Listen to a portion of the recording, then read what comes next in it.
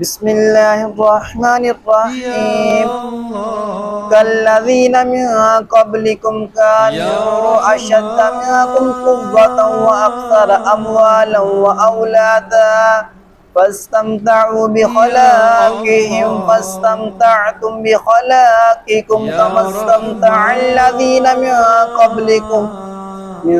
قبلكم بخلاقهم وخضتم كالذي خاضوا أولئك حبطت أعمالهم في الدنيا والآخرة وأولئك هم الخاسرون۔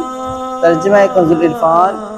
اے منافقو، جس طرح تم سے پہلے لوگ تم سے قوت میں زیادہ مضبوط اور مال اور اولاد کی کثرت میں تم سے بڑھ کر تھے، پھر انہوں نے اپنے دنیا کے حصے سے لطف اٹھایا تو تم بھی ویسے ہی اپنے حصے سے لطف اٹھاؤ، جیسے تم سے پہلے والوں نے اپنے حصوں سے فائدہ حاصل کیا، اور تم اسی طرح یہودگی میں پڑ گئے جیسے وہ یہودگی میں پڑے تھے۔ ان لوگوں کی تمام اعمال و آخرت میں برباد ہو گئے اور وہی لوگ گھاٹے میں ہیں۔ کالذین من قبلکم، جس طرح تم سے پہلے لوگ، یعنی اے منافقوں تم گزشتہ زمانے کے ان لوگوں کی طرح ہو جو قوت تم سے زیادہ مضبوط اور مال اور اولاد کی کثرت میں تم سے بڑھ کر تھے، پھر انہوں نے اپنی دنیاوی لذتوں اور شہوتوں کے حصے سے لطف اٹھایا۔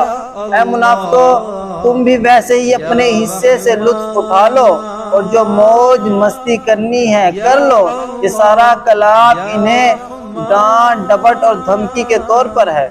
مزید فرمایا کہ جیسے پہلے لوگ یہودگی میں پڑے ہوئے تھے تم بھی اسی طرح یہودگی میں پڑے ہوئے ہو، اور تم نے باطل کی اتباع کی، اور اللہ عز و جل اور اس کے رسول صلی اللہ علیہ وسلم کی تکذیب اور مؤمنین کے ساتھ استہزاء کرنے میں ان کی روش اختیار کر لی، جس کے نتیجے میں ان لوگوں کے تمام اعمال دنیا و آخرت میں برباد ہو گئے، اور اس کی وجہ سے وہ خسارے میں پڑ گئے۔ اور اب انہیں کفار کی طرح اے منافقین تم بھی گھاٹے میں ہو اور تمہارے عمل بھی باطل ہیں۔ اس آیت سے یہ بھی معلوم ہوا کہ دنیاوی مال و دولت کی کثرت اور افرادی قوت کی زیادتی کوئی کامیابی کی علامت نہیں، بلکہ اللہ تعالیٰ کی بارگاہ میں کامیابی ایمان اور تقوی و پرہیزگاری کے ساتھ ہے۔ ایک مقام پر اللہ پاک ارشاد فرماتا ہے وَمَا أَمْوَالُكُمْ وَلَا أَوْلَادُكُمْ بِالَّتِي تُقَرِّبُكُمْ عِندَنَا زُلْفَىٰ إِلَّا مَنْ آمَنَ وَعَمِلَ صَالِحًا فَأُولَٰئِكَ لَهُمْ جَزَاءُ الضِّعْفِ بِمَا عَمِلُوا وَهُمْ فِي الْغُرُفَاتِ آمِنُونَ۔ ترجمہ کنز العرفان۔